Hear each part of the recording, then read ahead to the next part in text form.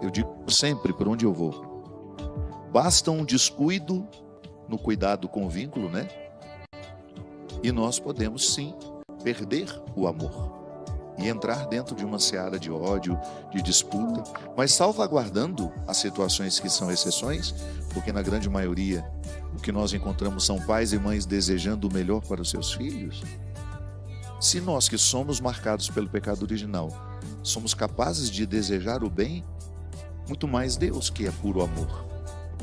Então, quando nós equivocadamente atribuímos a Deus as desgraças humanas, sem perceber que o fazemos, nós estamos negando a sua essência. Não, Deus não quer a desgraça humana. Mas você poderia perguntar, mas então por que o mal acontece? Porque nós o promovemos. Porque nós não somos capazes de barrá-lo. Da mesma forma como você é capaz de promover o bem, e você é capaz disso, você é capaz de promover o mal.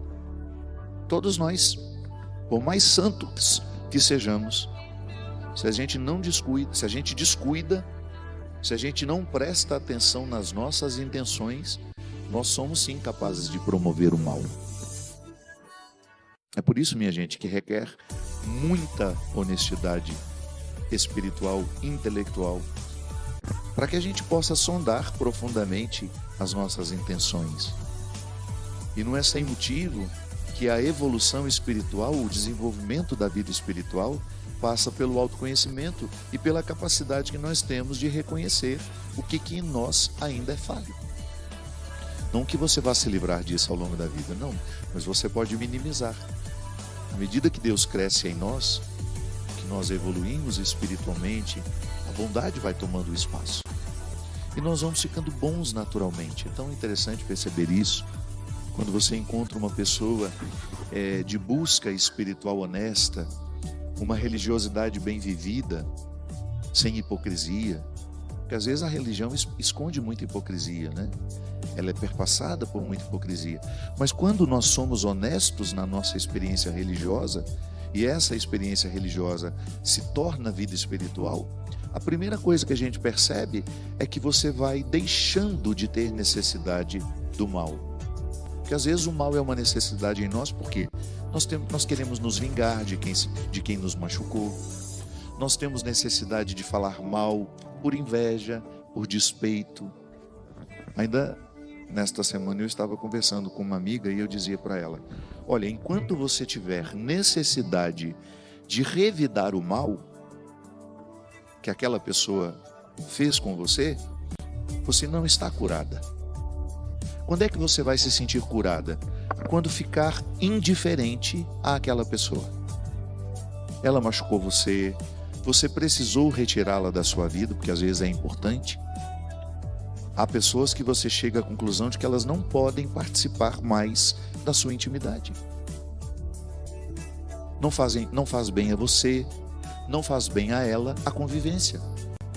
Então não é nenhum problema você, por uma honestidade espiritual e intelectual, retirar aquela pessoa da sua vida. Não é que você vai deixar de gostar dela, não é que você vai desejar o mal, não.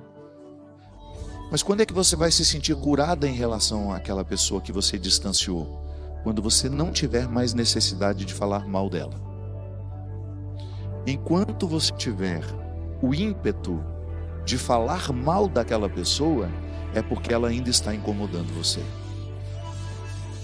Você não está suficientemente curada para ficar indiferente ao que aquela pessoa fez a você. Eu tenho uma graça que eu agradeço muito a Deus diariamente. Eu não guardo rancor. Eu sou decidido, é diferente. Mas porque você não tem necessidade de ficar fazendo memória daquilo, a memória vai esquecendo o motivo do desentendimento.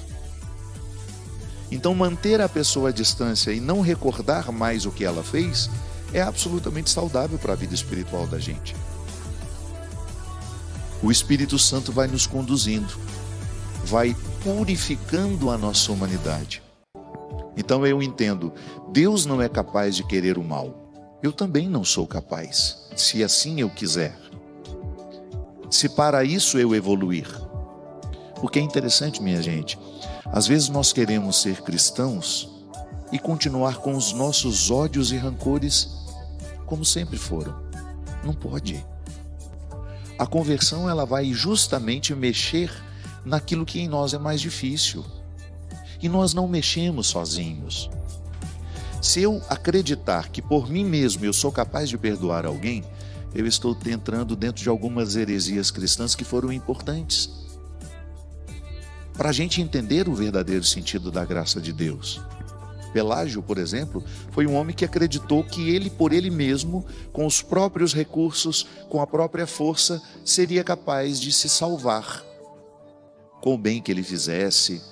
Só que Pelágio desconsiderou que para fazer o bem, ele já precisa ter a graça de Deus agindo no coração dele, senão ele não é capaz de fazer. Eu, por mim mesmo, sabe qual é a caridade que eu sou capaz de fazer sem o auxílio de Deus? Aquela caridade que depois eu vou querer reconhecimento, como está na moda hoje. A pessoa vai fazer o bem a alguém e leva 3, 4 pessoas filmando. É o que nós nos tornamos hoje. Pode observar.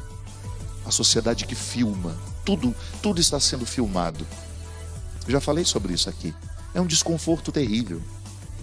Às vezes eu desço de um ônibus, tem 4, 5, com aquela cara toda amassada de quem viajou 18 horas. Chego lá, tem 5, 6 pessoas na porta do hotel filmando você, como se você fosse um mico de exposição. As pessoas filmam a caridade que faz. E elas postam isso porque elas acreditam que o bem precisa ser noticiado. Foi Jesus quem disse: o que o seu braço direito faz, o esquerdo não precisa ficar sabendo, não. Quando você faz o bem com necessidade de filmar, postar e mostrar para os outros, você está fazendo a caridade com os seus recursos.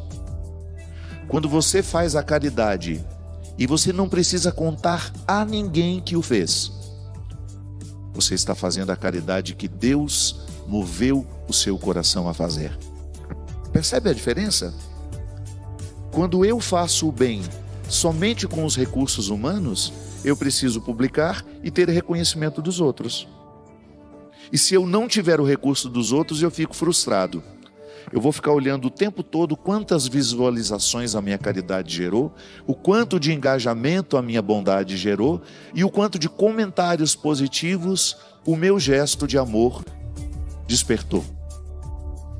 Eu estou colhendo o recurso humano. Agora, quando eu não tenho necessidade de contar que fiz, quando eu não tenho necessidade de postar, aí sim, eu estou recolhendo o bem espiritual daquilo. Eu estou crescendo como pessoa. E hoje, o discurso que justifica o excesso de publicação da caridade, inclusive expondo de maneira muito cruel o pobre que recebe, nós precisamos mostrar que o bem está acontecendo. Eu discordo mesmo. Do ponto de vista cristão, isso não se justifica. O bem vai repercutir por ele mesmo. Eu não preciso fazer propaganda da bondade. A bondade, onde ela acontece, ela gera uma propaganda. Mas não sou eu que tenho que fazer do bem que faço, da caridade que eu realizo. Se eu mostro a caridade que eu estou fazendo, de alguma forma eu estou me expondo frágil do ponto de vista espiritual, porque eu preciso daquilo. Você que tem aí a sua mesa farta, que de repente pode contribuir com R$2 por mês, R$5 por mês, R$10 por mês, não sei qual é a sua possibilidade. Porque para Deus não importa se foram 10 centavos ou se foi R$1 milhão, não importa. Ou você acha que Deus fica contabilizando o tanto que a gente dá? Deus vai saber se aquilo que você deu é o que de fato você pode dar.